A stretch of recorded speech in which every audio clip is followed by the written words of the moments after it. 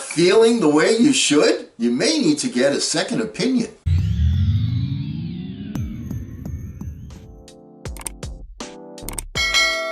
Hello again, everyone. I'm Eli's dad with Project Eli, where we educate, we lead, and we inspire. And I am here to help you feel better and to inspire you. Why? Do I have some special knowledge? Yeah, I do. And I'm going to share it with you right now. What makes me think that I have special knowledge? Well, whenever you watch TV and you see commercials from the pharmaceutical industry, every disease that they talk about has got initials to it, right? But you know what those initials mean? I do. So I'm here to help you. So let's get started so that you can be on the road to recovery.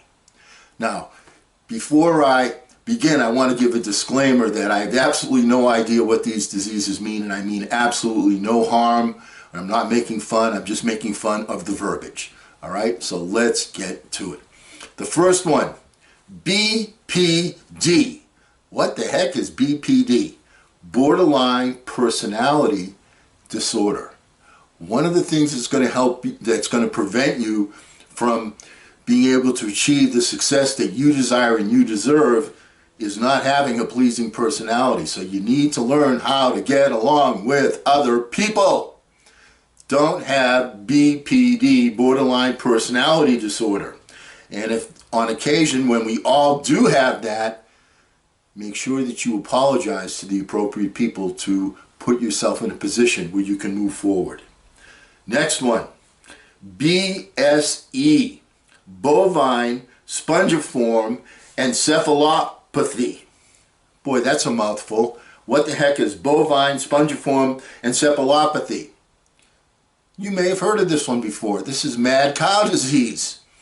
And I can talk to you about mad cow disease because I've been divorced twice from two mad cows. No, just joking, ladies. Just joking. All right? But the point is, make sure that you're not put in a position where someone looks at you as a mad cow, where you're always complaining, you take the position, you're never going to move from it, and you're angry, you're angry, you're angry. As a matter of fact, that does describe my first wife. Okay, anyway, next one. Eli, this one's especially for you because this is something you can easily fall victim to at the age of 17. Guess what? You can also fall victim to it at the age of 67 as well. It's called DLB, dementia with Lewy bodies. Hey, you know what? Once you get past looking at the Lewy bodies, then you have a person there. So when you're making decisions about the people with whom you want to spend your time, have a little depth. Look a little deeper. Beauty is more than skin deep. The skin deep part, hey, you know, the part on the skin, that's the part that attracts you. But also, remember, look a little deeper with the people that you want to associate with. The next two, I have two of them that have the same initials, and I feel that they're kind of connected. As a matter of fact, at being Eli's dad, ED, boy, well, we'll figure this out somehow, okay? The next one is ED, which stands for erectile dysfunction, as you probably know, and if you had erectile dysfunction, you might also be emotionally disturbed. So those two can sometimes go together. But let me just re-emphasize that Eli's dad, also an ED, no connection. Anything from there is completely coincidental. Next one, ESS, empty sella syndrome. And no, I'm not saying that as if I'm from Boston. It's actually Sella, S-E-L-L-A. I have absolutely no idea what this actual disease is, but the point is, if you want to be successful in life, you have to know how to sell your ideas to other people, to be persuasive so that you can draw people to you, so that people will embrace your ideas, your concepts, so they'll hop on board your train. Nobody does it alone. You need to have a team around you. And if you're not able to effectively be persuasive with people, you have empty sella syndrome, not a good thing. The next one, this is a personal affliction. GAVE, G-A-V-E, which stands for gastric antral vascular ectasia. And then right next to it, it says, C, watermelon stomach. Do I need to explain further? Okay. Anyway, I'm working on it. I'm working on it. All right, next one. GVHD. What is that one? Graft versus host disease. Graft versus host disease. Okay, when I hear the words graft, I'm thinking about people that are trying to rip people off, so on and so forth. But you know what? This is actually a good one to have. Graft versus host disease. You want to have a mentor. You want to have somebody that's been there, done there, so that you can copy their success. Success leaves clues. You want to be in a position where you can expedite your journey by not making the same mistakes that somebody else made. How do you do that? You find yourself a mentor. Graft versus host disease, that's one you want to get. I hope there's a shot for that. The next one, people that don't have mentors often find themselves with HFMD, hand, foot, and mouth disease. How many people do you know that are constantly putting their feet in their mouths, talking when they're talking out of their backside, all right? And, you know, they're willing to give anybody a hand who says something where they can kind of grasp it and agree with it. I think we've kind of seen this in the political spectrum in the last 4 years or so. Hand, foot, and mouth disease. You can't just blindly follow somebody because even people in positions of power can be ignorant and give you misinformation. Next one, IBIDS syndrome, IBIDS. Now, when I saw that, first of all, let me tell you what it stands for. It's scoliosis, brittle hair, intellectual impairments, decreased fertility, and short stature syndrome. All right. That's a lot of stuff for one affliction, isn't it?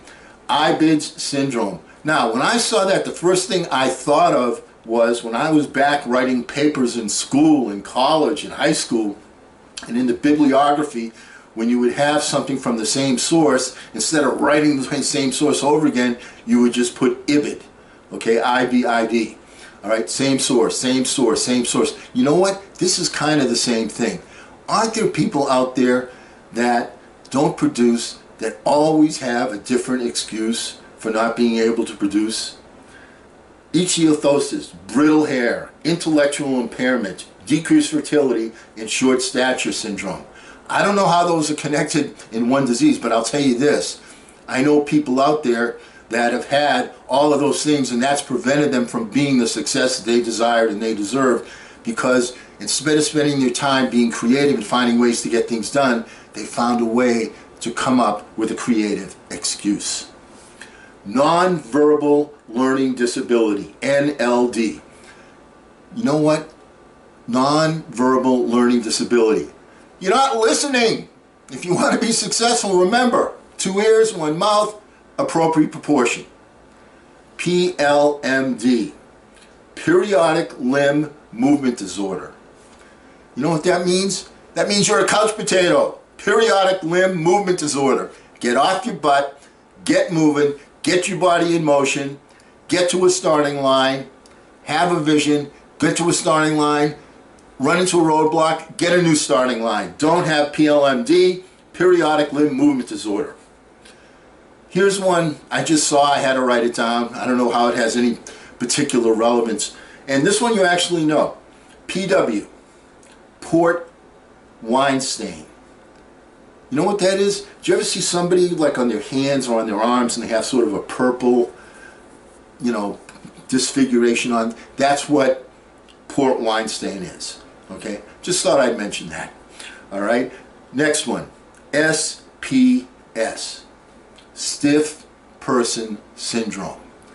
You know, you can't just have that one philosophy, you stick to it, and not be open to at least listening to other points of view. It's imperative that if you're a leader, that you not just have people around you that agree with everything, every breath you take. You got to have people around you that also disagree with you. You've got to get that kind of creativity and that kind of conversation going. That's what makes an organization great. You can't just have everybody agreeing. Now, you can agree on an end result, but how to get there, you're going to have disagreements. Listen to people that have opposing points of view. Don't be a stiff person syndrome where you don't tolerate anything but your own perspective, your own point of view. Be open to listen. And we're going to end this session with perhaps the most serious affliction of all. YF, yellow fever. Hey, don't be one of these people that says, well, if I do this, it doesn't work. You know what? The people that are successful, if you learn nothing else from this channel, understand that the people that are successful have failed more often than the people that are unsuccessful. So the people that are successful are bigger failures than the people that are failures. Why? Because they keep going. There's a failure. Okay, next. Failure. Next. You get to a new starting line. You move on. You get to a roadblock. You move on. Don't have yellow fever. Don't suffer from overwhelm. Okay. Well, I've given you my medical opinion. I invite you to share it. If you have any questions or comments, please put them in the appropriate area below. Until we meet again, hey, don't ration the passion, fashion the passion. I'm Eli's dad.